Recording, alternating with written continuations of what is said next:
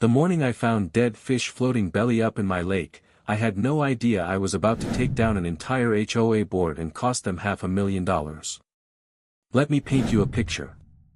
I'm Rex Crawford. Spent 30 years busting my ass as a machinist, saving every penny for 15 acres of retirement paradise. Crystal clear, spring-fed lake, perfect for fishing away from the world's noise. Then I wake up to what looks like a crime scene. Dozens of bass and bluegill floating belly up like they just gave up on life. The chemical stench hit me like a slap, sharp, toxic, the kind that makes you gag and stumble backward. An oily rainbow slick spread across water so clear you used to see bottom at 10 feet. That morning sunlight hit the surface just right, and the lake I loved looked like it was bleeding colors. I felt sick. Angry. Violated. I followed the smell to the far side of the property where the HOA's maintenance trail runs parallel to my fence line. The mud was fresh. Tire marks, deep, patterned, like a truck had been there last night. I checked my trail camera, the one I keep posted near the lake outflow. What I saw made my blood run cold. A white HOA maintenance truck, headlights off, rolling up at 3:07 a.m. Two men in reflective vests climbed out.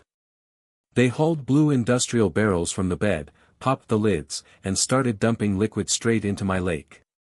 The timestamp was right there, date, time, clear as day. I remember just sitting there on the porch swing with the camera still in my hand. My dog, Duke, whining beside me. I wasn't just angry. I was betrayed. That lake was my retirement, my peace. And these HOA clowns had poisoned it like it was their personal trash pit. By mid-morning, I was already on the phone with the HOA office. The board president, a woman named Nancy Holt, answered in her usual fake sweet tone. "Mr. Crawford, calm down, I'm sure it's just runoff or algae bloom. We'll have maintenance check it." "Check it?" I said. "I have video of your men dumping chemical drums at 3 in the damn morning." Her voice froze. Then she laughed. "You can't prove they were ours, Mr. Crawford. Please don't spread rumors. It could be a civil offense." A civil offense. That phrase stuck in my head. I didn't shout back. I didn't threaten. I just hung up, sat there staring out at the water, and thought about all those years working overtime for this land. By noon, I'd made 3 calls, one to a friend at the county environmental office, one to a reporter from the local paper, and one to the Environmental Protection Agency. If the HOA wanted to treat my lake like a dump, I was going to make sure the EPA treated their neighborhood like a crime scene. But I had no idea how deep this rabbit hole went. Because when the investigators showed up 3 days later, hazmat suits, drones, testing kits, they didn't just find chemical residue. They found records of illegal disposal going back months. And someone inside the HOA was making money off every barrel. That's when I realized this wasn't about my lake anymore. This was about corruption, cover-ups, and one angry old man who wasn't about to roll over. The next morning, the lake looked worse. The oily film had spread to the far bank, and the air burned my throat when I breathed. The sun hadn't even cleared the trees yet, and already, the place that once smelled like pine and fresh water reeked of rot and chemical sludge. I sat on the dock with Duke, my old shepherd mix, staring at the mess. He wouldn't even go near the water. That told me everything I needed to know. By 8 o'clock, a white county van rolled down my gravel driveway, 2 men in boots and orange vests stepping out with clipboards and testing kits. The taller one, a field investigator named Sanchez, squatted down by the water, dipped a vial, and frowned. "This ain't fertilizer runoff," he said quietly. "This is industrial-grade solvent. You said HOA maintenance trucks." I handed him the SD card. Video's all there. Time, date, everything. You'll see the logo on the side of the truck. He looked up at me with that tight jaw of someone who already knew this was going to be big. "Sir, you may have just opened a serious case." An hour later, the EPA regional team was notified. The kind of people who don't show up unless the government smells money or federal charges. By noon, word spread through the neighborhood. I could feel the shift. Folks who used to wave at me suddenly drove by slower. Eyes peeking through curtains. HOA members whispering on sidewalks. That afternoon, Nancy Holt, the HOA president, marched right up my driveway in a business suit and sunglasses like she was walking into court. "Mr. Crawford," she said, her voice tight. "You've made a very serious mistake contacting federal authorities. You could ruin property values for everyone." I just stared at her. "You already did that when your men turned my lake into a landfill." Her expression hardened. "Those were contractors. Not HOA employees. You're misinterpreting." "Don't," I cut in. "Don't gaslight me. I've got timestamps, tire tracks, and a water sample that could eat paint off a truck. You people poisoned my lake." She flinched, just slightly, but it was there. That flicker of guilt behind the arrogance. Then she played her favorite HOA card, the threat. "If this gets out, we'll pursue legal action for defamation. You'll lose your property in the process. Think carefully, Mr. Crawford." She turned and walked away before I could answer. Duke barked once, sharp and low. That night, I barely slept. The frogs were gone, the crickets silent. Just wind over dead water. I sat on the porch, watching fog roll off the surface like the lake was still trying to breathe. At 5 a.m., headlights appeared again, same HOA truck, crawling slow along the opposite bank. Only this time, I was waiting. I had my phone recording, and my drone hovering silently above the tree line. I watched them unload 2 more barrels, smaller this time, and roll them into the reeds. That's when I realized something. They weren't trying to dump more chemicals. They were trying to hide the old ones. I followed their tracks after sunrise and found where they'd buried 3 empty drums behind the maintenance shed, half hidden under brush and gravel. The ground still wet from the spill. I took photos, samples, and GPS coordinates, then drove straight to the county office. When Sanchez saw the footage, he cursed under his breath. "They're destroying evidence. We're elevating this to a federal case." By that evening, the HOA board got the call from the EPA. Site inspection. Immediate compliance order. Federal investigation pending. Nancy's face must have gone white as chalk. Because the next morning, 3 unmarked black SUVs pulled up to her house, and from my porch, coffee in hand, I watched as EPA agents in hazmat suits started roping off my lake like a crime scene. And believe me, it was one. Only thing missing was a confession. When the EPA showed up that morning, it was like a storm had rolled in on 4 wheels. Unmarked black SUVs lined my dirt road. Men and women in navy jackets stepped out, unfolding tripods, unloading testing kits, and stringing bright yellow tape around my lake. It was still early, the kind of cool morning where sunlight cuts through fog like fire. Steam rose off the poisoned water while agents in respirators took samples and scribbled notes. I stood on my porch with a mug of black coffee, Duke at my feet, watching the whole thing like a movie. For the first time in weeks, I felt something close to peace. Maybe justice was finally coming. But peace didn't last long. At 9:30 sharp, Nancy Holt pulled up in her white Lexus, engine purring, sunglasses on like she was walking into a board meeting. Her heels clicked against the gravel as she marched straight toward me, ignoring the EPA agents waving her off. "Mr. Crawford," she said, forcing a smile that didn't touch her eyes. "May I have a word?" I set my mug down. "You got 2 minutes." She lowered her voice. "Look, this has gotten out of hand. No one wanted this to escalate. We both know how the media twists things. The board is willing to compensate you, generously, if you'd consider retracting your complaint." I stared at her. "You're trying to bribe me?" "It's not a bribe," she said quickly. It's a settlement. Quiet, clean, no lawyers. I took a step closer. How much? She hesitated. 200,000. I laughed, loud enough for the EPA guy standing nearby to look over. Lady, you killed a lake. You think that's worth 200 grand? Her voice went flat. You could lose everything fighting us in court. Your land, your savings.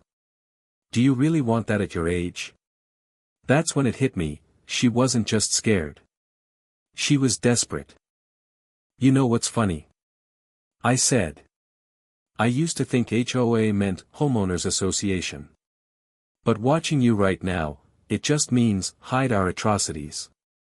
Her jaw tightened. You're making a mistake. I leaned in. So did you. She turned and walked back toward her car, her face pale. But before she left, she muttered something under her breath, quiet, but sharp enough to make me freeze. You don't know who you're messing with. That night, my security cameras went dark. All four, offline at once. Power lines untouched. No storm. By dawn, I knew someone had been there. The lock on my tool shed was broken. My trail cam, gone. Duke barked for hours at the tree line, but whoever came, they were smart enough not to leave footprints. I called Sanchez from the EPA. Someone's tampering with my property, I said. He didn't sound surprised. You rattled a nest, Mr. Crawford. These HOA folks. They've been laundering disposal contracts for years. The chemicals you found, industrial degreasers and fuel additives. Stuff they were supposed to pay to get rid of safely. Instead, they've been paying a guy to dump it in your lake. Why my lake? I asked. Because it's private, he said. No public records. No oversight. Perfect hiding spot. My stomach turned. They hadn't just poisoned water, they'd turned my land into a crime scene for profit. That evening, a local reporter showed up. She'd gotten wind of the EPA investigation and wanted to run the story. I hesitated, but then I remembered the fish, the smell, and the laughter in Nancy's voice. I gave her everything, footage, names, timestamps, EPA contact info. By midnight, the story was online. Headline read: Local HOA under federal investigation for illegal chemical dumping, homeowner exposes cover-up. The next morning, my driveway was lined with cars, reporters, neighbors, even ex-HOA members. Some came to apologize. Others came to hide their faces. But one thing was clear, the HOA's secret was out. By sunrise, the story had gone viral. Local news, Facebook groups, even national outlets were running it. HOA dumped chemicals in private lake, EPA investigation underway. For the first time in months, I saw neighbors standing on their lawns, whispering in disbelief instead of judging me. Some came up to my gate just to say, we had no idea. But others, the ones tied to the board, drove past without looking up. The guilt hung thick in the air like smoke after a fire. By mid-morning, the EPA taped off the entire lake perimeter. Drones buzzed overhead, and trucks unloaded heavy equipment. They weren't just taking samples anymore, they were excavating buried drums. One agent waved me over. Mr. Crawford, you might want to see this. Under a few feet of wet soil, they found 6 rusted barrels, stamped with hazard symbols and codes linked to a chemical distributor 3 towns over. Each one marked as, disposal complete. Meaning, someone in the HOA had falsified disposal records to pocket the cash. It wasn't negligence anymore. It was organized fraud. By noon, 2 HOA board members, the treasurer and the maintenance head, had been taken in for questioning. The neighborhood's precious order was collapsing from the inside. But Nancy Holt. She stayed quiet. No statements, no appearances. Her house blinds stayed closed, and her car hadn't moved since yesterday. That night, rain came hard, heavy, slanting, loud against the tin roof. I sat on the porch, Duke by my side, listening to thunder roll across the dark fields. I should have felt relief. Vindication. But something in my gut told me it wasn't over. At 2 a.m., headlights flashed across the yard, slow, deliberate. My security cameras blinked back online just in time to catch the tail end of a white Lexus turning down my drive. Nancy. I grabbed my flashlight and stepped out. Rain soaked my shirt instantly. Her car stopped halfway down the drive, engine idling, headlights slicing through mist. She got out, umbrella in hand, dressed in black. She looked different, tired, almost broken. "I didn't come here to fight," she said, shouting over the rain. "You don't understand what's happening." "Oh, I understand plenty," I said. "You poisoned my lake and lied about it. Now your friends are in cuffs." Tears cut through her makeup. "It wasn't supposed to go this far. They told me it was just runoff. I didn't know." I stepped closer. "You knew enough to threaten me and try to buy me off." Her hands trembled. "They're going to ruin me. I have kids, a mortgage. You should have thought about that before turning my land into a dump site." She shook her head. "You think this was about me? You have no idea who you reported." Before I could ask, she slipped something from her coat, a flash drive, sealed in plastic. "Everything's on here," she said. "Invoices, fake disposal permits, the names of the people behind it. The HOA was just the front.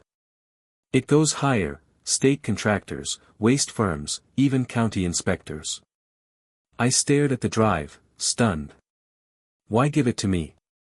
I asked.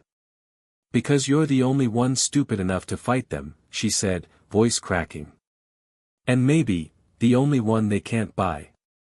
Then she got back in her car, tires splashing mud as she vanished into the storm. By dawn, she was gone, not just from the neighborhood. From the map. Her house empty. Her phone disconnected. When the EPA agents came back that morning, I handed them the flash drive. They took one look at the data and started making calls. Fast. By the next afternoon, federal marshals were in town. Warrants were being signed. And word spread that multiple arrests were coming. But that night, as I locked my doors, I couldn't shake the feeling that Nancy wasn't running for safety. She was running because she knew someone, or something, was coming next. And if she was right, I might be next on that list. The next morning, the storm had passed, but the neighborhood had never been quieter. The air smelled of wet earth and diesel, the kind that clings to everything after heavy rain. My lake looked still again, but the water was darker now, almost black. The EPA said it'd take years to restore, maybe decades. But I wasn't after water clarity anymore. I wanted accountability. By 9 a.m., 3 federal marshals knocked on my door.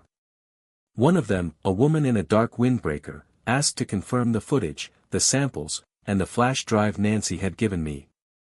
I told her everything, every word, every night, every barrel. She nodded slowly. "You might want to keep your distance from town today, Mr. Crawford. There's going to be noise." And she wasn't lying. By noon, the local news was flooded with footage, not of me this time, but of HOA board members being led out in handcuffs. The treasurer, the maintenance chief, even a county inspector. The charges? Environmental fraud, falsifying records, illegal dumping, and obstruction of justice. The HOA office was taped off by the EPA. Every file, computer, and contract seized. Reporters swarmed the gate like vultures. Neighbors stood out front whispering, some crying, some pretending they never knew.